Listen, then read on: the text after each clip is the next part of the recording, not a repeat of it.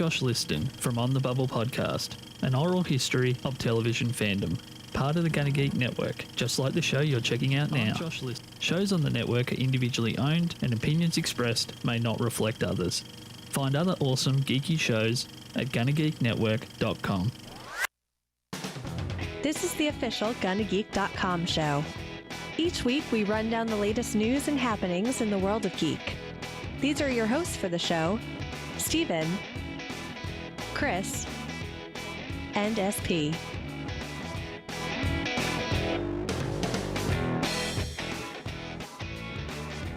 Welcome to an all-new episode. Wow. Welcome to an all-new episode of the official Gunna Geek Show. I am Steven, and with me, of course, is Chris Farrell. I am not dying. That's good to get that disclaimer out front. We would have been worried if you were dying and you spoke. We've also got SP here. I had a fantastic day. I saw a rocket fire up. I watched Return of the Jedi, and it's just been a wonderful day. Oh, by the way, there's also like about 60 inches of snow on the ground in Colorado. Interesting. What do you want me to do about that information? Shovel. Either that or hurry up global warming so many people don't have to shovel. I got something that you can shovel, but you might not like the smell. That's all right. I got the Rona. I can't smell anything. Copies of ET on the Atari 2600. That's exactly what I was talking about, Chris. Which, hey, by the way, speaking of poor jokes like that, which wasn't, anyways. Wow. Wow, I took your trash comment and elevated it. You did. I was more taking a shot. I was taking a shot against myself, actually, as I segued to a compliment for you. I was thinking about this before the show here, that I think you're the only one that I've ever known to go cold turkey on a podcast. And I was reminded of the time that everything that we used to talk about would be your mom joke towards me from you. Mm-hmm. And you went cold turkey on that. You're like, I'm going to stop it. And you did. And it's been many years. And I think that we're past that moment that if we were to acknowledge it, where, you would fade back in. I think you're past the habit. And I just wanted to congratulate you on your multiple years of being your mom joke free. Congratulations, Chris.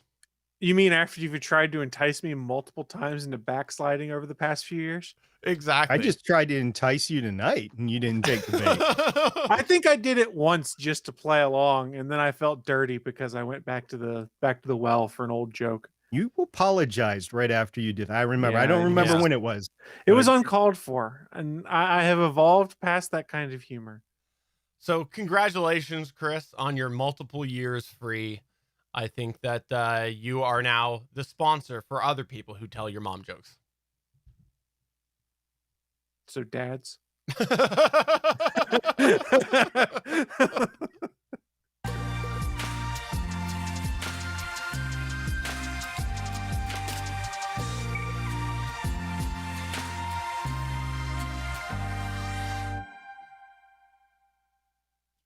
All right, let's start off here with some news that comes out of the world of Apple. If this is the first time you're checking out the Gunna Geek Show, first off, thank you for joining us. And secondly, what you're going to come to find is that there is a big Apple hater on this podcast, and his name is SP. Chris and I are massive Apple fans, and so today I just wanted to go and give exposure to an Apple product that I think is doing pretty well. And this is all about the Apple HomePod. The original AirPods? No, the HomePod. What, the home mod? You're modding your house? I don't understand. What is this? The Apple HomePod was designed back in 2018 as a smart speaker, and it's now discontinued. Yes, the Apple has gone and announced that they are discontinuing the original 2018 HomePod. In 2018, when it launched, it had a mixture of reviews. On one hand, the audio profile blew away a ton of the competition that was available in the smart speaker market at the time. On the other hand, it was very high priced compared to the other smart speakers at $349 US at launch, and then settled around the $300 mark at launch or after launch and continued on there. Plus, I want I want to specify here. It's $349, not $3.49. I just want to make sure everybody knows. I appreciate that. Yes, $349 at launch, settled at $299 was where it leveled out to. But even though the speaker sounded amazing, some people couldn't get past the fact that it would damage your furniture. Yes, there was a whole ring issue where on certain furniture, it would leave damage to the furniture. But they are now shifting focus, Apple, because last year they introduced the HomePod Mini, which is a smaller version of the HomePod, still using Siri and still putting out pretty decent quality audio for the size. And apparently that is the direction they are going to go. Quote, "We are focusing our efforts on HomePod Mini. We are discontinuing the original HomePod. It will continue to be available while supplies last through Apple Online Store, Apple retail stores, and Apple authorized resellers," end quote. That was a quote from Apple to TechCrunch.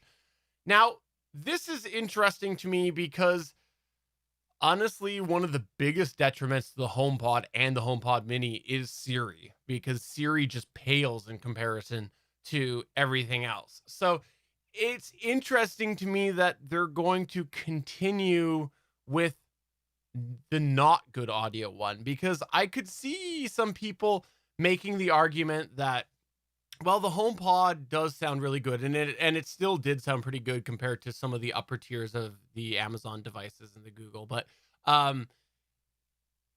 the fact that the voice assistant isn't very good, now you're focusing on the small version, which is naturally going to make that more of the focal point, is the voice assistant if the speaker isn't as good and it's smaller. So I don't know what this is. I don't know if this is them finally going, okay, I think it's time for us to get out, but we just released this last year. Let's ride this for a couple more years and then get totally out of this market. Will there be another one that comes that's maybe in between the $999 and the $300 price point? I don't know. The fact that they're saying that they're focusing on the HomePod Mini kind of makes me wonder if this is the tail end of the HomePod endeavor. Chris, what's your thought? Well, 2 points. A lot of it's all about ecosystem. So if people are comfortable with the Apple ecosystem and the Siri smart assistant for everything, then they're probably okay with putting these in their home. But Apple's realizing something that Google realized in between Apple doing this, which was, remember, Apple put out the the HomePod that was huge. Then Google released the Home Max giant speaker that was like $300 that had really good audio qualities to it, and they've already discontinued it. And that was discontinued, I think, back in December as we record this. And what they've realized, and I think Apple has realized now, is people don't want their digital assistants, for the most part, the vast majority of their consumers don't want the big speakers with a smart assistant in it. People aren't worried about having the greatest fidelity of audio. They're worried about having a convenient device in these cases that you can put somewhere and be able to get interaction, smart home assistants, basic music, things like that. There are exceptions to that rule where there are people who are worried about using these things for higher audio quality. But if that's what you're doing, why are you streaming music? I think it's more about the Apple tax than it is about speaker quality, because I have Amazon speakers all over my house, the digital assistants, the Echoes, the Shows, whatever. If I had better speakers on all of them, that'd be awesome. But it comes down to a price point where I don't want to pay the Apple tax. I don't want to pay $350, where a $30 or $25 or a $20 little puck is going to do. Yes, I would prefer if my whole house had better speakers on all these things and I could play music throughout the entire house. I do already, and it's kind of nice as I'm running around cleaning, stuff like that. But I'm not going to pay $350 for 11 different speakers across my house. It's just not going to happen. And I think that's where Apple is failing. It's when they can't give a significantly higher quality item that everybody wants for a higher price. That's where they're failing. Now, with the new MacBook M1 chips, everybody kind of wants that because the chips itself is just amazing performance, right? So everybody's willing to pay the Apple tax on these little laptops, which are I would venture to say at least 50%, if not 100 to 200% higher cost than a Windows equivalent. The phones, I think, are outrageously expensive for what they are now. And we've talked about that forever. I have the highest quality phone because I'm old and I want it, but I admit I significantly overpaid for it. Everybody did that got one. And it's just with these smart speakers that aren't tied to anything else. It's not tied to a ecosystem where you can buy stuff out of your Amazon account or whatever. So I think it's a multitude of factors. But as far as the speaker quality goes, I wish my devices had a little bit better speakers, but I'm not going to pay $350 for them. And that's what consumers have realized too. Hence why the HomePod Mini is all that remains right now, because people don't want to pay the price to have high quality speakers everywhere. They're okay with having okay speakers spread throughout their house, for lack of a better term. I agree. And that's sort of what I'm thinking with this as well. And that's why I wonder if at some point, if they decide not to get out of it entirely, if we'll see something that's a little bit in between, because like comparing a like comparing the HomePod speaker to an Echo Dot is not like a match. It's apples to oranges. Apples to oranges for sure, or apples to Google. And the thing is, for some people, they just want that voice interaction, and so that's where those dots work well.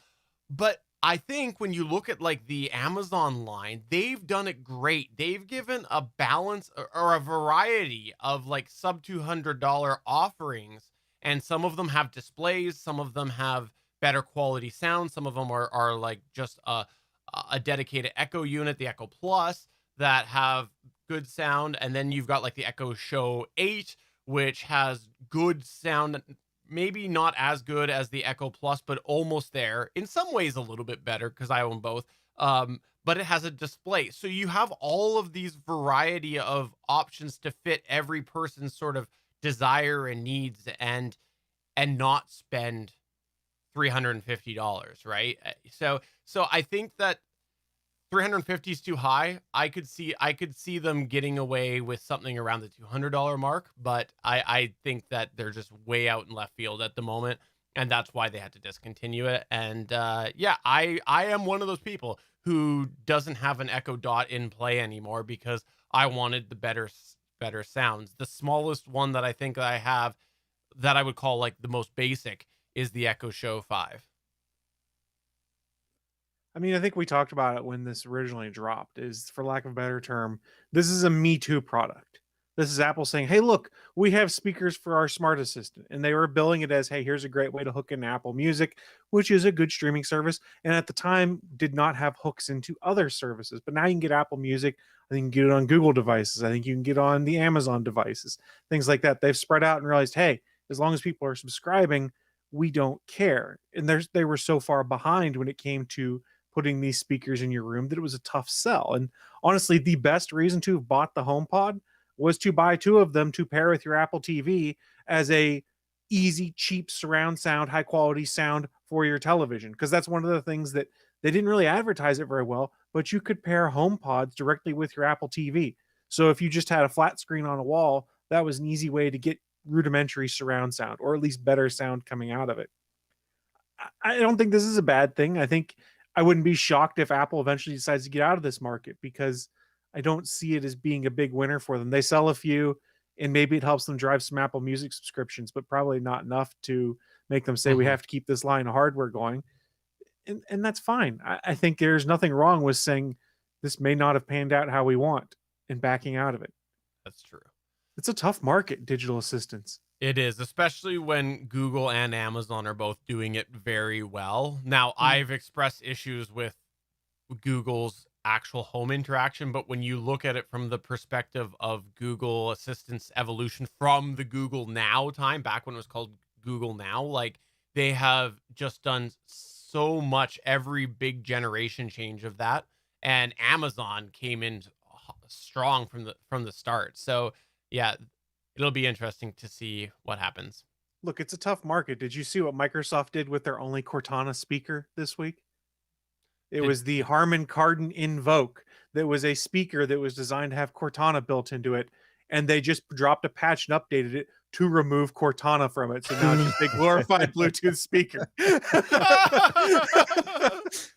Oh, They were on Best Buy last year for closeout for $99, and I was like, this could be fun to play with. And I went, I don't need it. And I'm sitting here going, thank God I didn't do that. Oh, still would have been better than the Clasio. Is that what the name of it was? Or Oh, whatever they renamed it to, I forgot about that device. I hope whoever bought it at Goodwill for like $3 enjoys it. all right, well, let's move on to the next news point, which is all about a day one Game Pass release, right? That's right. So we're going to talk about Microsoft's Game Pass service that they have. For those that aren't familiar, it's basically the Netflix of gaming. You pay a monthly fee. You have access to an entire back catalog of games, some of which, depending on your subscription tier, are available on PC, Xbox, or on the xCloud service. Now, there is a game right now that is being developed by a studio called People Can Fly, which is underneath of Square Enix. Then they're making a game called Outriders that dropped in beta mid-February. And I'll be honest, I didn't have a chance to start playing it until this weekend when my co-hosts on the All Things Good and Nerdy podcast recommended it to me. And I started playing it and said, hey, this is actually kind of a fun game. It's a looter shooter, which normally isn't my kind of jam, but I was having fun with it. And there were rumors coming out that Microsoft might be making a big play of trying to acquire it to be a Game Pass game on day one. Now, this isn't unheard of. Remember, any studio that Microsoft owns outright, they've pretty much got it set up so that day one release, if you're a Game Pass subscriber, you can play it. Meaning when Halo Infinite comes out later this year, if you're subscribed to Game Pass, the day it launches, you can start playing it for no additional cost. But this is a game from a third-party studio, and they have seemingly worked a deal with People Can Fly, the company that's developing it, and confirmed today that players that have a Game Pass subscription will be able to download and play the game on April 1st when it releases. No, this is not an early April Fool's joke. They'll be able to play it on Xbox or on the xCloud gaming service, which I thought was kind of cool. For those that aren't aware, Outriders, and here's just a brief blurb, takes place on a distant planet called Enoch. After getting colonized by humans, something goes horribly wrong. You get thrown in stasis for years. You then emerge with special powers, and you have to help your friends, who are all noticeably older, reclaim the planet. It's a very hard sci-fi kind of thing. Earth is destroyed. You've all become refugees on this unpopulated planet, and bad things happen. It seemed like a lot of fun. It is coming out on Google Stadia, PlayStation 4, PS5, Windows PC via Steam, and of course the Xbox family of systems. What is also interesting and why I bring this up is A, it's coming to Game Pass, which is pretty cool, but B, this is one game, and we've seen it in beta, that is a true cross-platform game. Meaning I can play on my Xbox, and if I wanted to play with my co-hosts, Anthony and Willie, who both have PlayStations, there is cross-play enabled between all of these devices.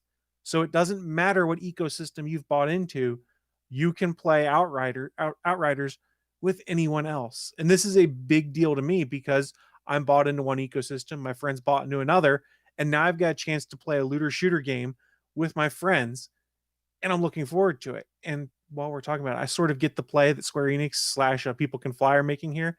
It's a looter shooter. These are the kind of games that thrive on people eventually buying battle passes or microtransactions to get cool little loot packs and stuff like that. So while they might miss out on the $60 up front because people aren't buying it, they're getting it through Game Pass. They do get paid by Microsoft for being on Game Pass, by the way. They're going to make it so that people are more likely to be like, well, I'm getting this as part of my subscription. Let me buy the battle pass this month because I'm enjoying it. Or let me buy some of these cool skin packs because I'm effectively playing the game for free in my mind because it's part of a subscription I already paid for. So it's an interesting play, and I think it's going to be interesting to see how well this game does on Game Pass when it drops on April 1st, because it could be an interesting new model for third-party developers to pick up, which is, yeah, Game Pass might be smarter for us just to be part of it and then bank on people buying things after the fact. This is awesome. I am so happy to see more titles launching as crossplay and on Game Pass. This is like, I want to be a gamer so much, and I've talked about that before, but that I can never find the time. But this is such a good concept for people like me who know that, like, if I'm gonna go play something, I'm probably gonna play it for a little bit and then like quickly fade on it because I don't have time and I do other things instead. So having it on Game Pass where I can go and I can play it for a little bit and then not have to sit there and regret spending $80 for 3 days worth of play. I think it's great. Isn't Chris going to send you his PS5 and you were going to start playing on the PlayStation Network? Well, that's what I was thinking about as he was talking about this. You know, I do feel bad for him that he chose to buy the PS5 and Anthony and Willie chose to buy the Xbox Series X. So I feel terrible for him.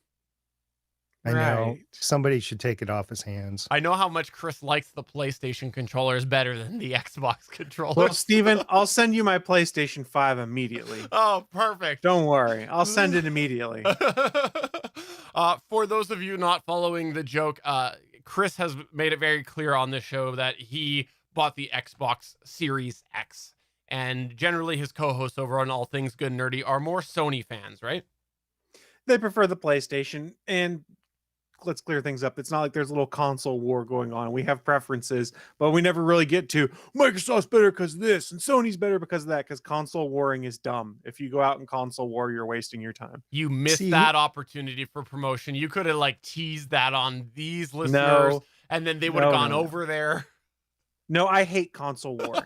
And I think it's a waste of time, and all it does is make people angry and waste people's time over stupid, trivial nonsense. Just let people play on the system they like, and if it's possible, let them play between consoles, like what we're seeing with Outriders here, being able to play between Stadia, PC, Sony, Xbox. That's awesome. More of that, please. I have a whole rant on how these boxes are too expensive and they really should be less expensive to be more ubiquitous. But hey, they can't manufacture them anyway right now, so they'd inherently be higher price. Matter of fact, have you been on eBay lately trying to see the price of these things? No. They're like $1,400, and that's US dollars. That's not Canadian money. That'd be like $10,000 Canadian. It's ridiculous. Don't support the scalpers. No. Don't do it, people. You don't need a console that bad. Wait until they'll be back in supply and get it that way. Scalpers are the devil. Yeah, I agree. And also, by the way, crossplay, just a little fun story today. My kids have been for a while played Fortnite on the Xbox One S actually. And then they were playing it on their Switch. And today my son was playing it on his Switch through the dock on the TV. And I noticed how much lower quality it was on the Switch than the Xbox One S. And that was even like the last generation. I don't know. It was more jagged edged and things like that. Well, those are equivalent generations, those two devices. That's true. They And are. you don't, Yeah.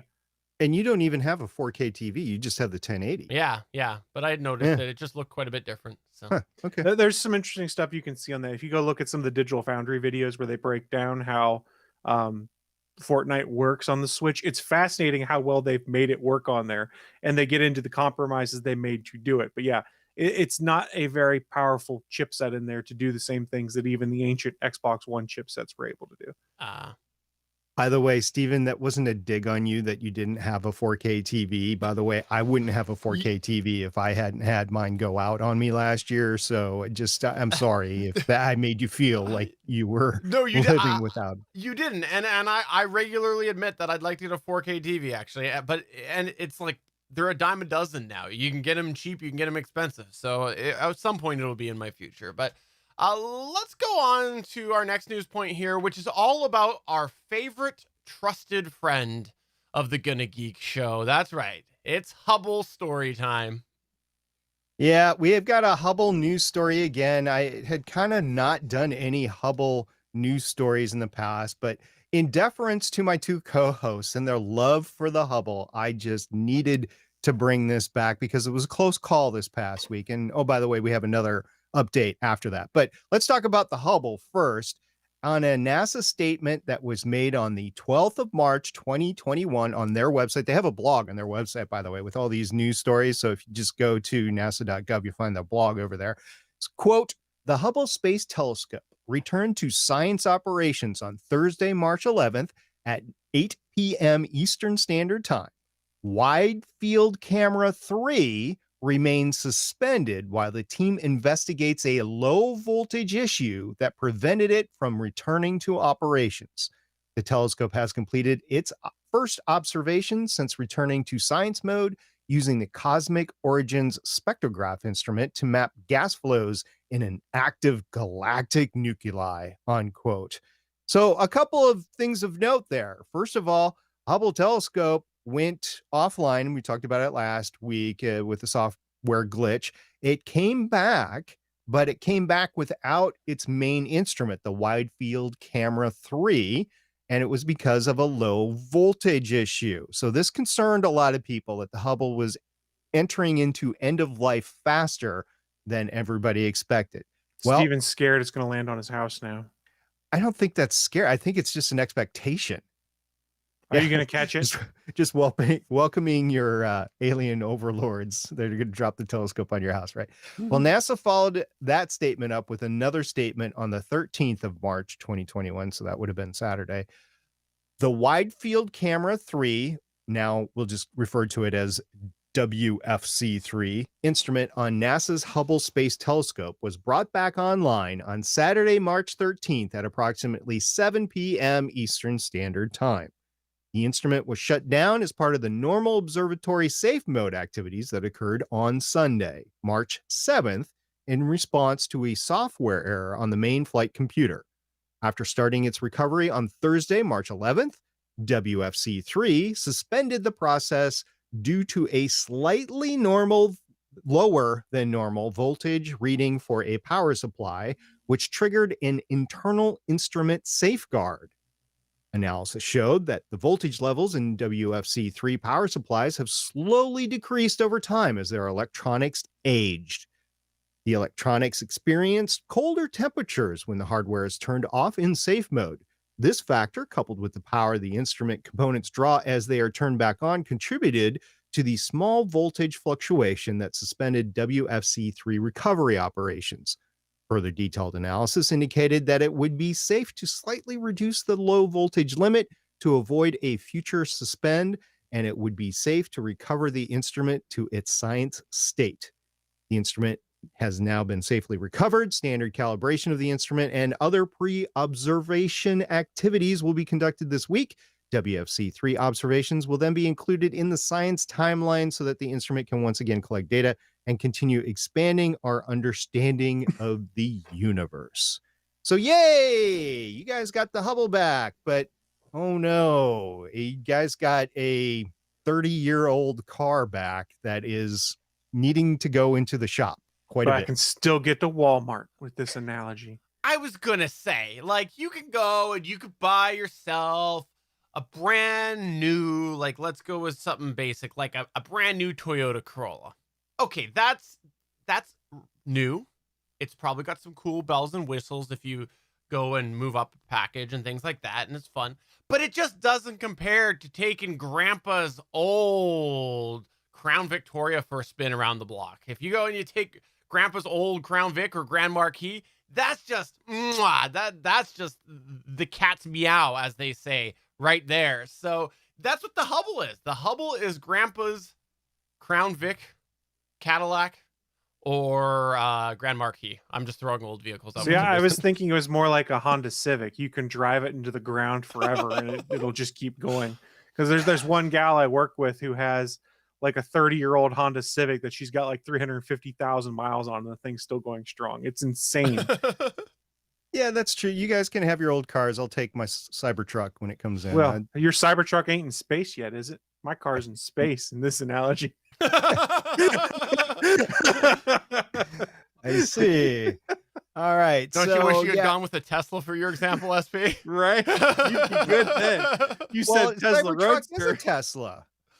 But it's not a Tesla Roadster. Yeah, sorry. No, it's I not. meant to say It's not a Roadster. Roadster. You're right. Yeah. Also, though, actually, really side note before we go on, I do want to say, though, this whole breakdown of what went wrong with Hubble really made me think about, like, how cool it would be to actually, like, see the Hubble right now, because it was, what, 1990 it was launched? And it would be really weird to see the 1990s technology that was in there. Like, you know, and you think about what's going up now, and if you put them side by side, just, I don't know, it would be just kind of fun to think of this big, huge part of our space exploration. And it's like, in some ways, we rely on it so much. And then if you actually look at the 1990s technology, be like, yeah, that's old. That's old. It'd be fun to bring it back to Earth, maybe put a new mirror in it, put new electronics and send it back up. But on the other hand, that'd be like restoring, I don't know, a 1956 Buick with all new components on the inside. Sure, it's going to look like a brand new 1956 Buick, but would you rather have that, or would you rather have a new, they don't make them anymore, but Roadster, as you said, or a Tesla Cybertruck, or, you name your new car. I'd Yeah. rather have the new car, because it's going to last for a while. I mean, it's cool to show off and take to shows and museums and stuff, but you just don't want to do day-to-day stuff with it anymore just because it's so old. It's like dropping a V8 in a Tesla Model S. I bet you. There are people doing it. It's pretty I cool. was going to say, I bet you there's some people that have done it, and vice versa. I bet you there's a lot of people out there that have done electric conversions on cars that, Rich Rebuilds, who was known for a lot of his Tesla rebuilds and things like that, he's currently putting a V8 inside a Model S, and it's just absolutely fascinating. We're on a complete tangent here, I realize, but how to retrofit the body of an electric car to fit like a transmission tunnel and stuff like that. It's a fascinating watch. And guys, I know that the Hubble, you guys love the Hubble so much, and it has given us so much good science over the years, but it's quite frankly at the end of life, and we need to move on because it's sucking resources away from improving our understanding of the universe through new instruments.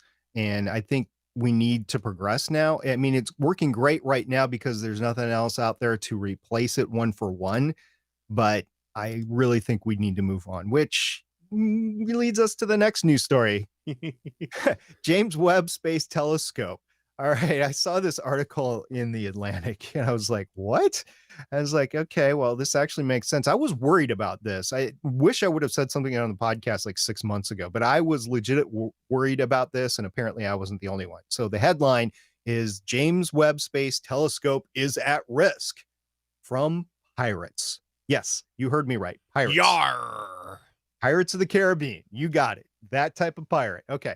So the exact date that James Webb Space Telescope will be transported to its launch location in the French Guiana is being kept secret because, and I'll just embellish here, space pirates. So there was a tweet way back on February 4th at a conference from Christopher Conselens, I think is how you say his last name. I'm sorry, Christopher, for butchering your name. Anyway, the tweet said, learn today that the exact date when JWST will be shipped via boat to its launch site is a secret, as there are fears of pirates capturing it for ransom. Just when you thought things couldn't get worse. All right. So later this year in 2021, James Webb will travel by ship, passing through the Panama Canal to reach the French Guiana. Webb has a mirror as tall as a 2-story building and a protective shield the size of a tennis court. And it's just too large for a plane. Now, this all actually gets condensed and it's not that big when it launches, but it is really big, and it's really too big to travel on a plane. So there has not been any reporting considering the amount of the ransom that would be charged for the James Webb at the time of our recording, but I'm thinking it would be substantial. Plus it would put all the timelines backwards and everything. The article in The Atlantic goes into there's been no note of military escort or, what kind of ship it's going in or anything like that. But hey, I just hope it makes it there on time. It's not like it's got a definitive launch window based on orbital mechanics. It's not like we're sending it to another planet and it has to launch at a certain time. It's going to a Lagrange point, which we can launch at any time, really. But it would really be nice for the program's schedule, since it is, I don't know, about 14 years late. It would be nice to get it into space now. Are they transporting this on a ship called the Lumerian Star by chance? I was going to bring that up, Chris. I'm glad you did. I really am. So for those that don't know, that was the ship in the Marvel's movies, the Avengers movies that was aborted, and it was actually a SpaceX ship, if I believe at the time, a real SpaceX ship. So no, it's not that I know. Besides, that wasn't a cargo ship. That was like a working ship. But it did have stuff they were launching into space on it. Well, yeah. Yeah. That was my connection there. I was going for the deep pull. I'm glad you got my reference. I did. I picked up your reference. I understood that reference on your left. All I know is that this to me seems a little bit like laying the groundwork for the truth, which is the fact that it's just never actually gonna be in existence. It fell apart a long time ago. It doesn't exist. And so this is what it is they'll be like, okay, oh, someone stole it. Oh, sorry, we got nothing to put up there anymore. See, I figured your truth was that the earth is flat. I thought that's the truth that you were going No. for. And you just went right over that No. to This is all just going to be a big cover up. That's what it is. And they've planted the seed, and then once it, quote, is stolen by pirates, then they've made us all think about that, and we'll believe them. let me ask you this. If you plant the seed on the reverse side of the flat earth, does it grow down? Yes, it does. Okay. Down is relative. That's actually what happened to the James Webb, is that it got pushed off the edge of the flat earth. That's what happened.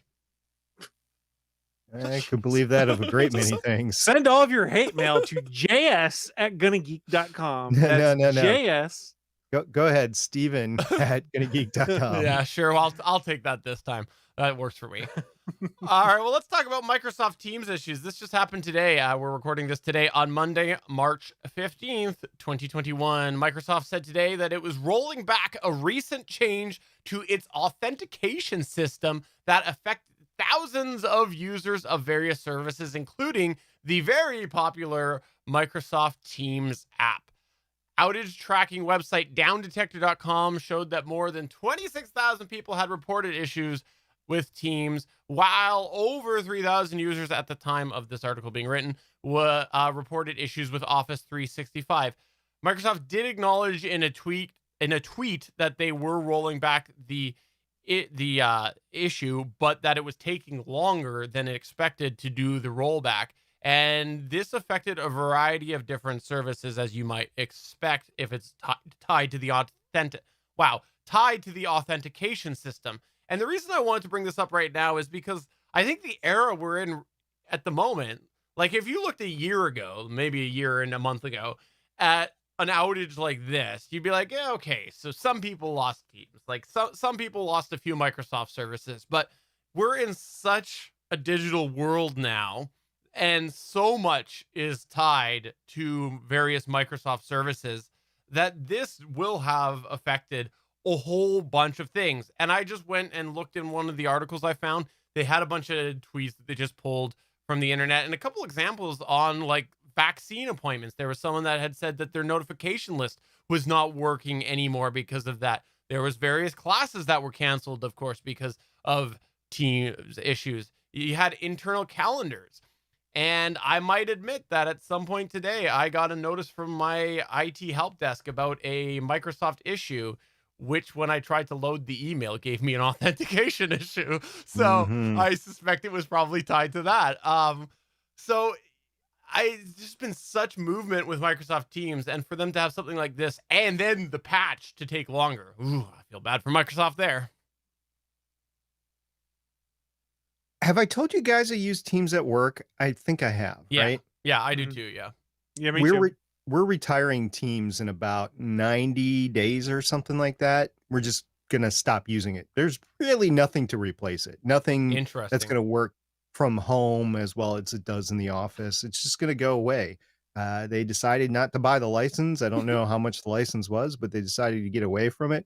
And also, I think for the most part, my type of work is being done back in the office, and everybody seems to be okay with that now, with the number of cases going down, at least for now, and the number of vaccinations going up. So I am going to be glad to get rid of Teams because of all these authentication issues. Let me tell you, authenticating Teams at work is a major pain in the rear end, but I'm going to be sad to see it go because it is the only thing that we've had connectivity to do telework and then be able to have that connectivity at work at the same time. So it's 50-50, glass half full, glass half empty sort of thing, 6 in one, half dozen the other.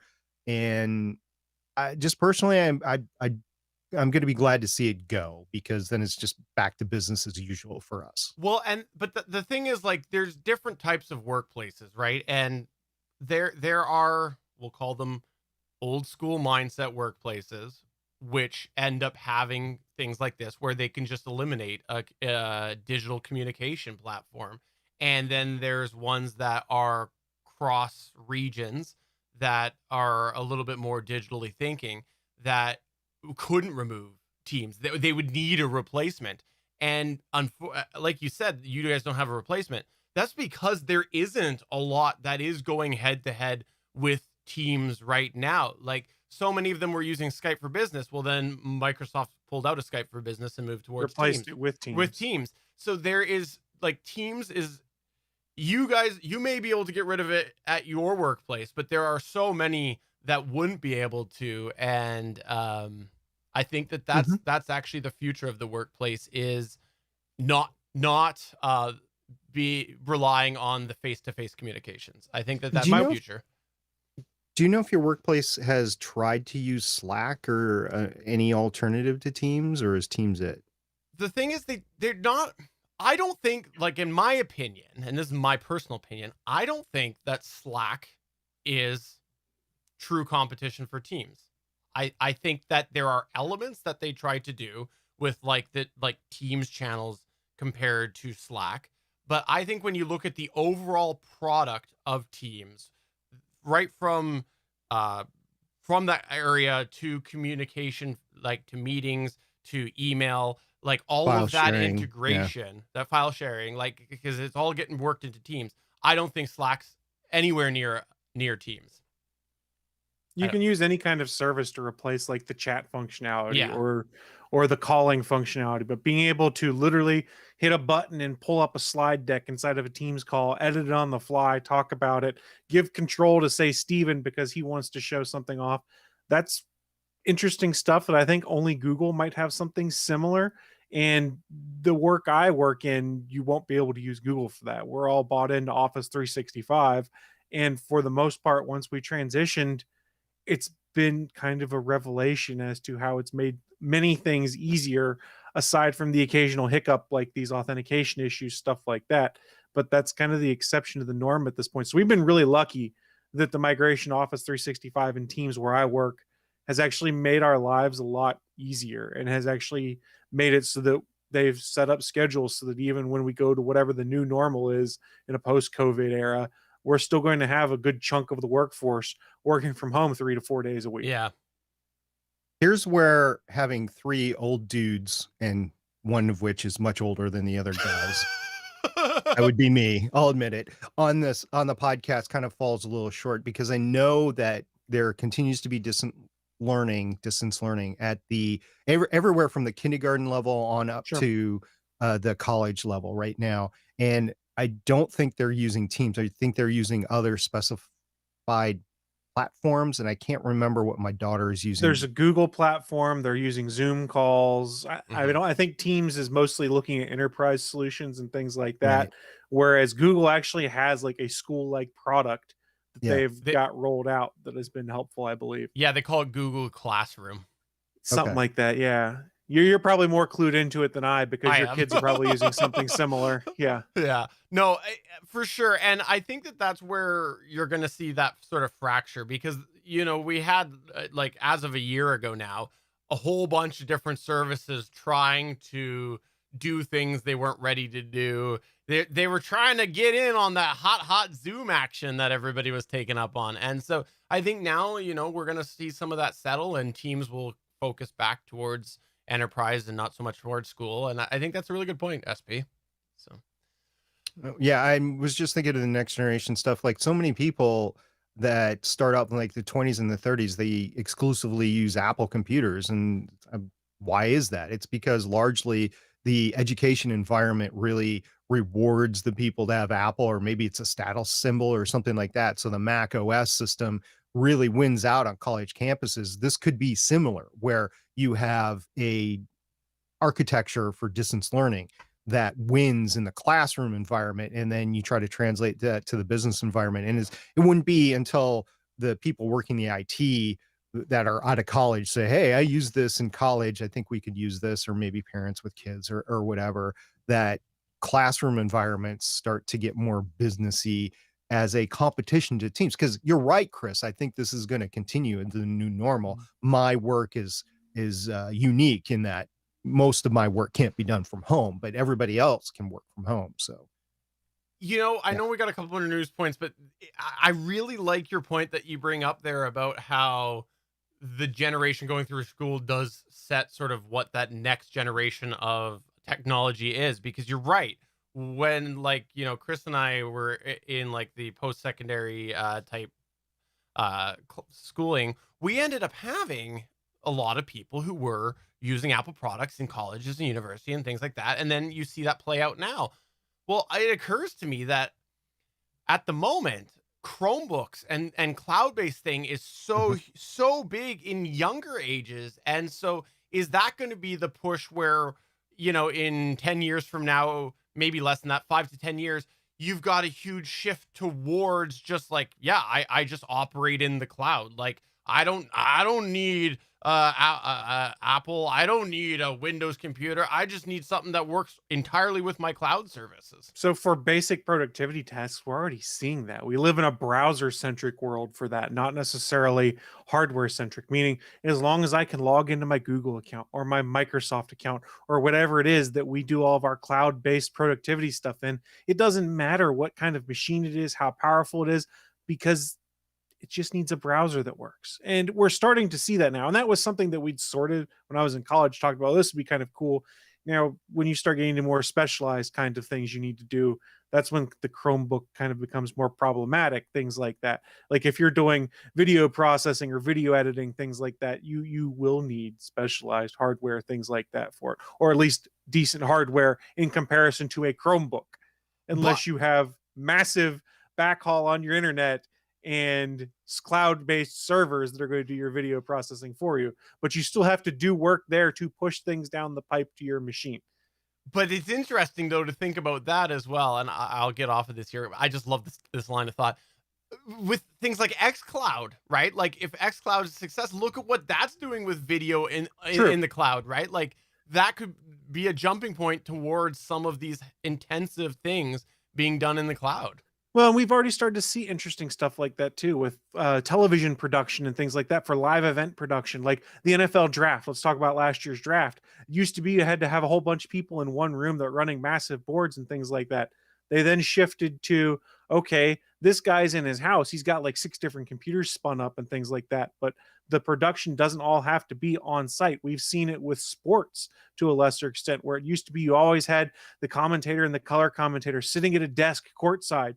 Not anymore. If you're watching ESPN stuff, more often than not, they're sitting in a booth in Bristol, Connecticut, watching a live stream of the game, doing their commentary. It's not quite the same experience, but we're getting to a point where these remote capabilities are there. Now, the caveat in all of this, of course, is bandwidth, which is a big problem if you live in the United States of America, depending on where you are. Some people have great bandwidth. Other people live out in not even the sticks, just outside city limits. And they're like, I can only get DSL because nothing else is here. And I get 4 megabits per second down. So I've got 3 quick points. I had 2 until you just mentioned that, Chris. So you're talking about commentators in the booth. This is not new. Go to offshore racing. The big power boats. Those were done by in the booth, and you had a helicopter following the boats around. That's how they did that. And that's been going on for 30, 40 years. And that's just one way to do things. I think that eventually here in the next couple of months, you're going to see a return of broadcasters to the actual venue, and you're going to see less and less in that. So that's point 1. Point 2 is the reason why Chromebooks are winning out is they're so cheap in comparison to everything else. And I think you're going to see some real ingenuity for kids that want to push the limits on these things. Eventually, they're just going to give up and they're going to go with other things, but they're going to create some great opportunities through it. And the third thing I was going to say is I started college where we had dumb terminals going into mainframe computers, big Cray computers. I was at the University of Minnesota and I did this and I had the punch cards and everything. Well, we're kind of right back in there. Instead of a mainframe computer, you have the cloud. So I think it's an interesting cycle to have gone through the past 40, 50 years. Well, that's our news point about Teams issues. All right, well, let's go on to other Microsoft news, which is about Edge. Yeah, so we'll make this one kind of quick, but I made the point in the last news story that it's all becoming less and less about what the hardware is you have and more about the browser you have, which is seemingly something that Google, Mozilla, Microsoft have all started realizing. So if you've been using one of these modern browsers, you've probably seen that updates are coming about every 6 to 8 weeks as it was. Well, Microsoft did announce last week that they're going to be switching to a 4-week release cycle for their stable builds of Edge later this year. That starting with Edge 94, which drops in September.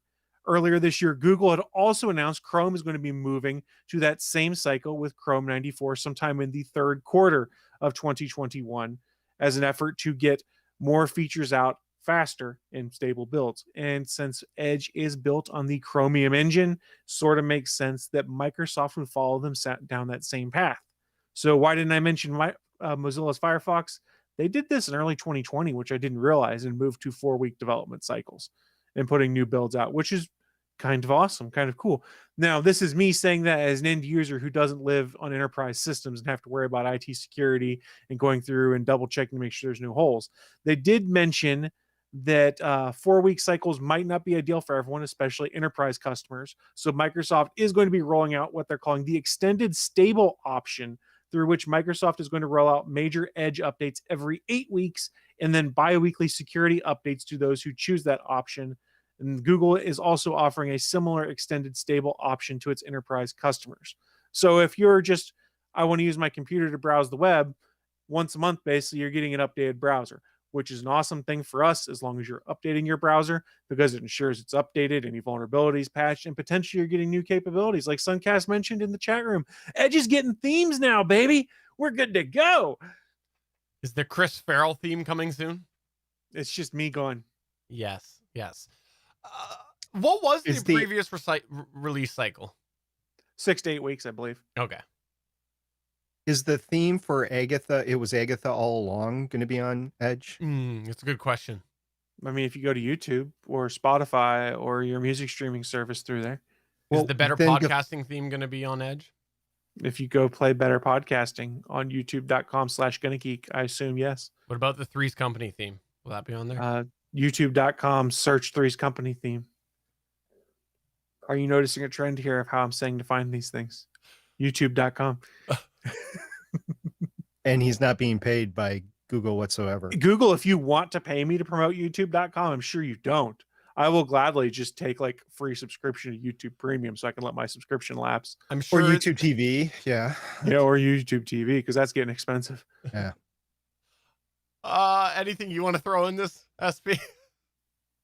For Edge, I have not used Firefox for a very long time. I transitioned from Firefox over to Chrome, and just lately I've been using Edge. So I've been going back and forth between Chrome and Edge, especially at work, whichever will work best for me. Basically, if I'm having trouble with one, I'll go to the other. I'm fine with either of those browsers. I do have access to Firefox at work. I just haven't used it. So I guess it's in my bag of tricks. I think we also have access to Opera, I want to say, which is interesting, but I just stick with the main things. Look, I'm at work and I want to get things done. I don't sit there and try new things, that sort of stuff. So not unless the guy next to me or the gal next to me has success with another browser do I do. One of the new guys that works for me does use Firefox as his second browser, and he's been having some luck. So I might actually try that out. And if you're using Edge, like we said, it's all built off Chromium. So it's very similar to Google Chrome. It's basically a forked variant of Chromium. And it's really interesting, the working relationship that Microsoft and Google have developed towards updating that engine, where Microsoft fixed a bunch of stuff and Google was like, ooh, that's awesome, when they checked it into the code repository, then folded it into Chrome. It's kind of cool. All right, well, let's move on to our last news points here. Close this up with a little bit more space news, SP. Yeah, you guys knew it was coming. I was going to talk a little bit about SpaceX, but before I get there, I'm going to talk about Boeing and NASA. So NASA is targeting March 18th, this week, Thursday, the day after St. Patrick's Day, for a critical engine test of its Space Launch System moon rocket. Quote, NASA is targeting Thursday, March 18th for the second hot fire of the Space Launch System, SLS, rocket's core stage at NASA's Stennis Space Center near Bay St. Louis, Missouri. Okay, this hot fire is the last test before the Artemis 1 core stage is shipped to the agency's Kennedy Space Center for assembly and integration with the rest of the rocket's major elements and the Orion spacecraft. Exploration Ground Systems teams at Kennedy have stacked all parts of the solid rocket boosters for Artemis 1 in the vehicle assembly building and are finishing up booster assembly. After the core stage arrives, it will be lifted and placed between the two boosters and attached at the core stage engine and intertank sections. Other parts of the rocket and the Orion spacecraft are also at Kennedy and are being prepared for final assembly and integration, unquote. So this is kind of exciting. We're getting some positive movement forward. I want to caution everybody on this, on NASA and SLS and the Artemis system and our return to the moon.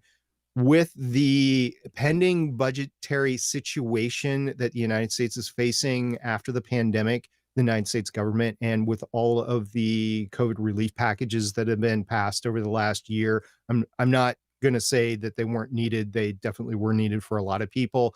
It's just going to impact the entire budget for the United States of America, and NASA is going to be one that is hit.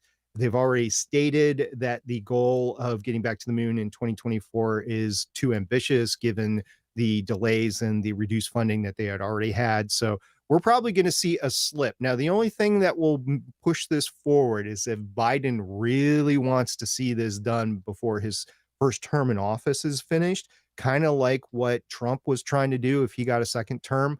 But I just don't see it, guys. I think it's going to slip into the next administration for us to go back to the moon.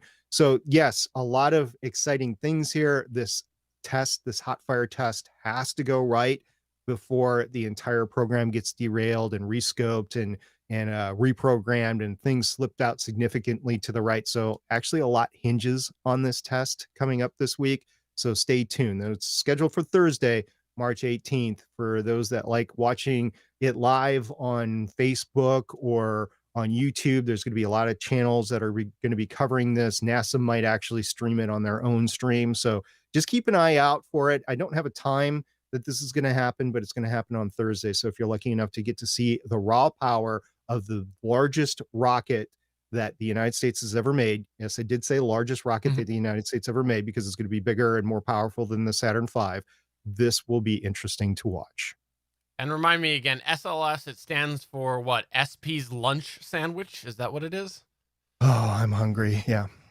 No, it stands for Space Launch System, or SLS. It is the launch system, the launch portion of the Artemis program that will get astronauts back to the moon. And ultimately, it was supposed to be NASA's way to get to Mars eventually, but I think SpaceX is going to be doing that, which, by the way, a lot of stuff happened with SpaceX this past week. We talked about the SN11 going out to the launch pad on last Monday, and it was a pretty quick turnaround. They did get the approval for an SN11 flight before the mishap investigation was completed for SN10 by the FAA. It's a little bit unusual, but they feel good enough to actually go ahead and launch. So SN11 did a static fire today that was cut short. So they were 3 Raptor engines ignited, but it wasn't a sustained test.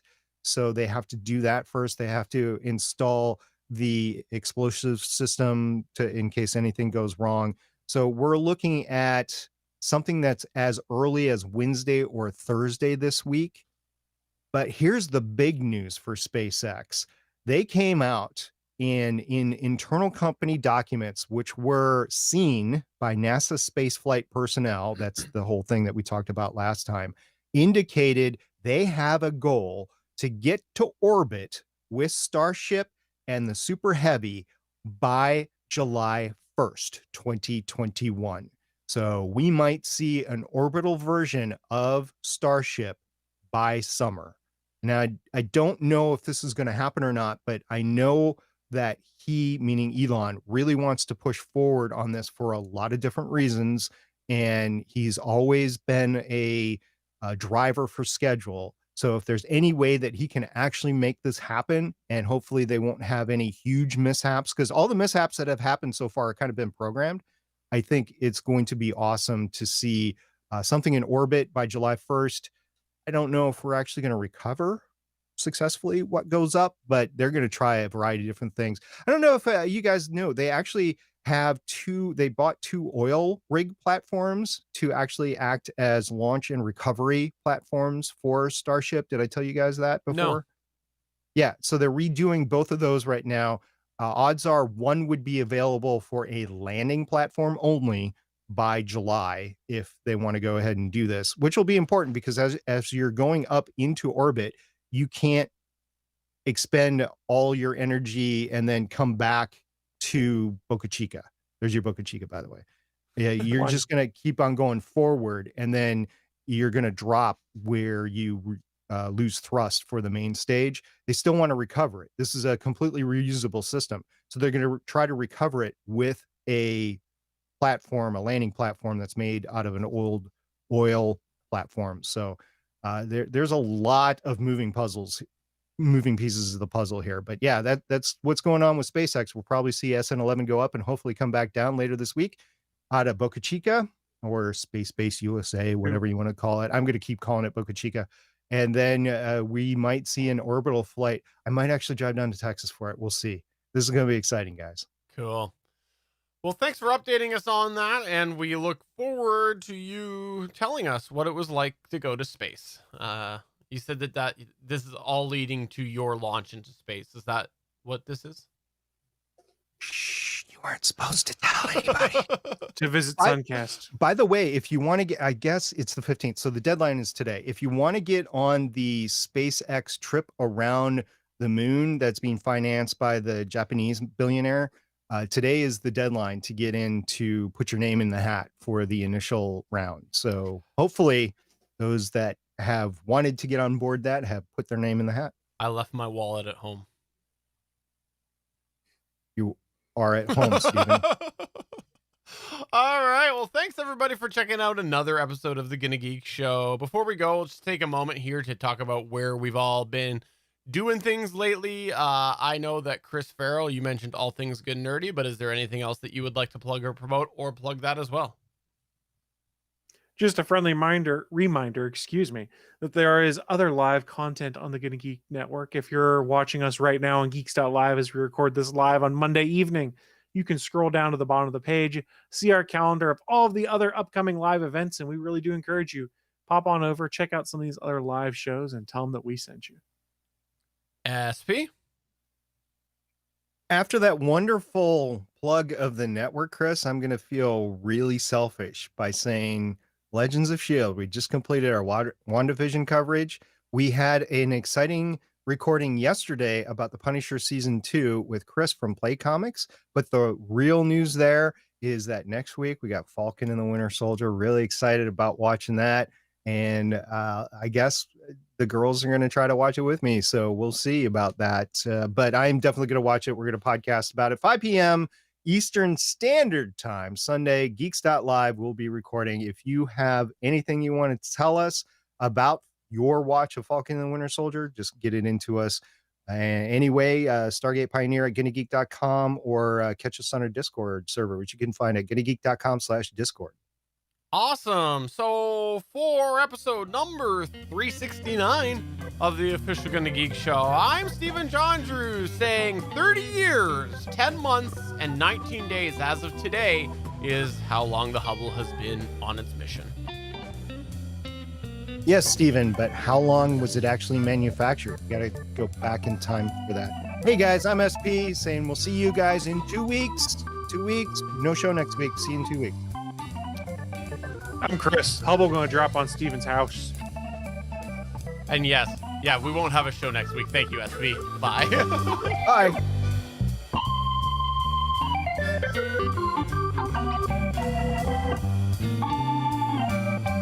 Thanks for checking out another episode of the official GonnaGeek.com show.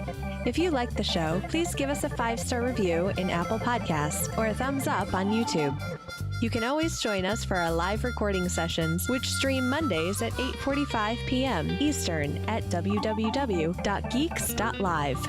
And remember, you can find our full back catalog at GonnaGeek.com/show. If you're itching for more geeky content, check out other shows on GonnaGeekNetwork.com. Voice work was by Emily Prokop of the Story Behind podcast. That's it for this episode. We hope to see you back again next week.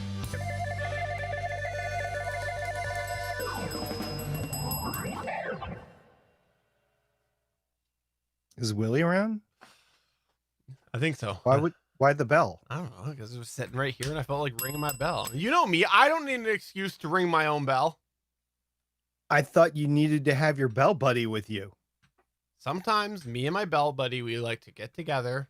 We don't know that Willie wasn't dinging his bell in North Carolina And- right and now. we We some- Steven did it. Sometimes ding They're each synced up. Sometimes we ding each other's bell.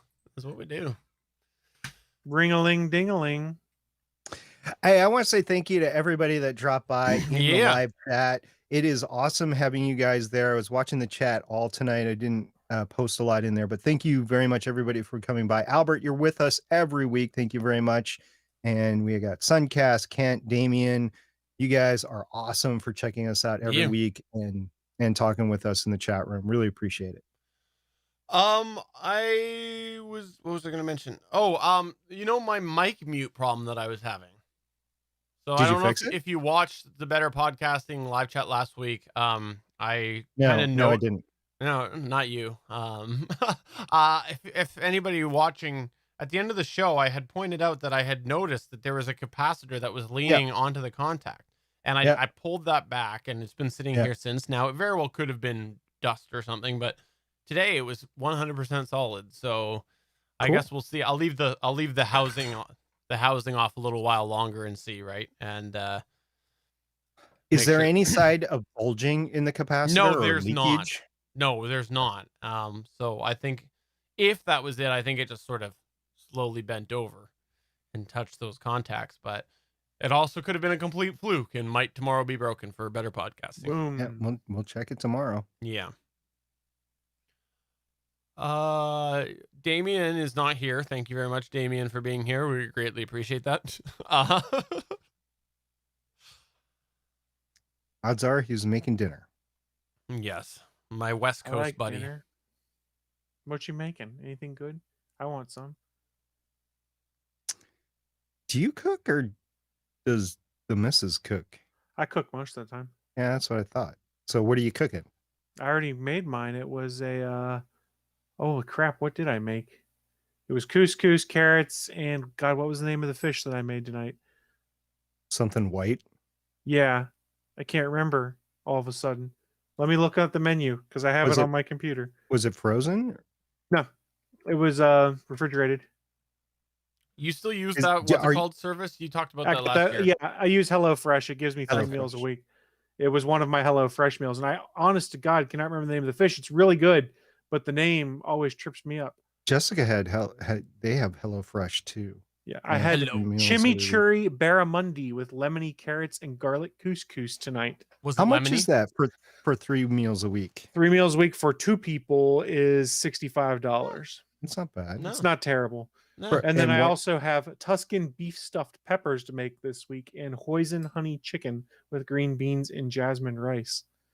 Do Tuscan Raiders? We don't talk about them right now. They're They're still very sore at the Jedi Knights. Oh, hey, so I have 2 of these, maybe 3 of this style fire remotes, right? Oh yeah. And one of them I got and I hooked up to the living room TV, and I never really used it because I had the Harmony, but I knew I'd had it sitting there, and I went to pull it to use it like, I don't know, a week later, and it was gone. And this was, I don't know, a year and a half ago, and couldn't find it. Looked everywhere, have no idea where it was. Well, we're getting ready to paint our living room next week, and pulled out a cabinet, and there it was behind the cabinet. Somehow got behind the cabinet. Who knows with kids, right? But Uh-huh. Yeah. No, it wasn't due to the fact that you might have been drunk one night and hey, with all that beer that you That's- drink and pretty much every night. maple syrup. Oh, Molson, eh? Yeah. Don't drink Molson. It's crap. No, don't drink Molson. Don't. Goes figure. So I watched, as I said at the top of the show, I watched Return of the Jedi tonight on the treadmill, and got to the end, and of course there was no yub yub. I do miss the yub yub. I Yub yub. really miss the yub yub. And I I guess I need to grab that song from somewhere and just play it while the movie is playing. I have the But- CDs with it still. After watching all of Rebels and all of Clone Wars, at the end, the new celebration takes you around the galaxy. And for the first time ever, because I haven't seen Return of the Jedi in a while, for the first time ever, I recognized all the planets at the end. Where before I just thought it was random planets. And now I'm like, oh yeah, that's Mandalore.